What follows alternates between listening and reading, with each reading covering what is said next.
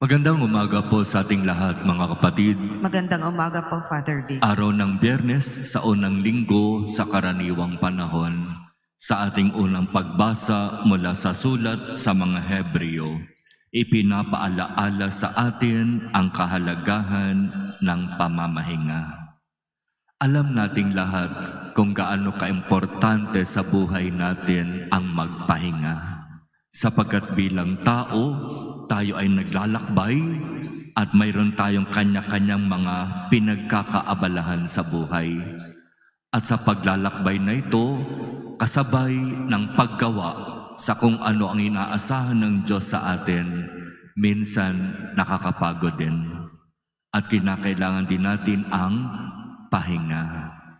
Pero ang paalaala ng unang pagbasa, sa ating pagpapahinga, huwag nating kalimutan ang Diyos.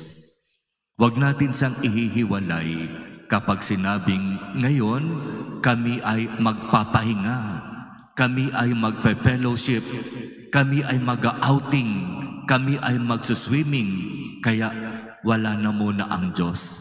Wala na muna yung mga dasal-dasal, wala na muna yung mga patungkol sa Diyos. Ngayon, relax lang tayo, chill lang. Wala munang kung anumang patungkol sa Diyos. Hindi po iyon ang uri ng pamamahinga na dapat nating ginagawa. Ang sabi sa sulat sa mga Hebreo, sa inyong pamamahinga, huwag ninyong kalimutan ang Diyos. Magpahinga kayo kasama ang Diyos. At ibinigay na halimbawa dito ang kwento ng paglikha kung papaanong sa loob ng 6 na araw nilikha ang lahat sa sanlibutan at sa ika-7 araw na mahinga ang Diyos. Pero sa kanyang pamamahinga, hindi ibig sabihin kinalimutan niya ang kanyang gawain, ang kanyang responsibilidad. Malinaw sa Diyos, kailangan natin ang pahinga, pero mamahinga tayo sa kanyang piling. Mamahinga tayo kasama siya. At mayroon pang isang uri ng pamamahinga na sinasabi dito sa unang pagbasa. Ito yung pamamahinga sa piling ng Diyos habang buhay.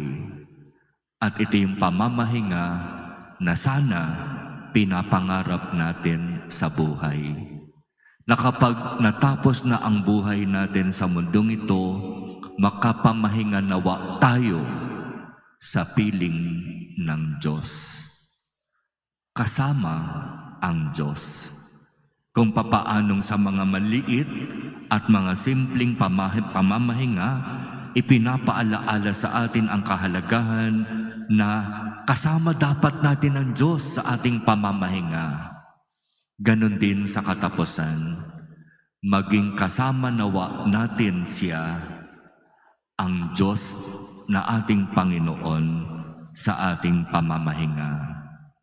Nakakalungkot, sabi sa unang pagbasa, na mayroong pamamahinga na hindi binibigyan ng importansya ng marami.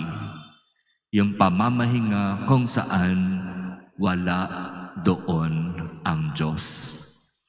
Kaya naman dahil hindi isinasama ang Diyos sa pamamahinga, ang nagiging kapalit, kapahamakan, kamatayan. Kaya di ba magandang paalaala ito para sa atin?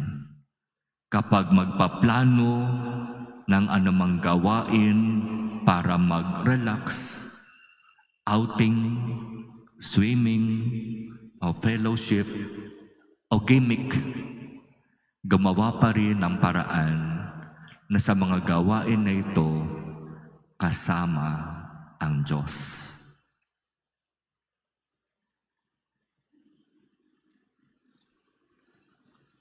Amen.